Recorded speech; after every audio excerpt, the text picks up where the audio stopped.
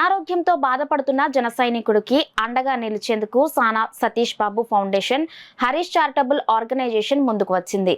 కాకినాడ రీచెర్లపేటకు చెందిన జనసేన నాయకులు Harish charitable organisation chairman Talatam Harish దృష్టికి తీసుకువచ్చారు.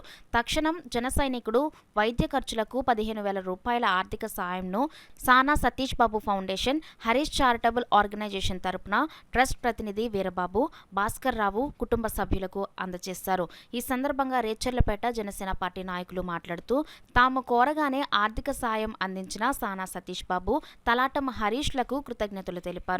ఈ కార్యక్రమంలో పచ్చిపాల కోడి శ్రీను, పచ్చిపాల చంద్రి, సతీష్, రవికిరణ్ జన సైనికులు పాల్గొన్నారు.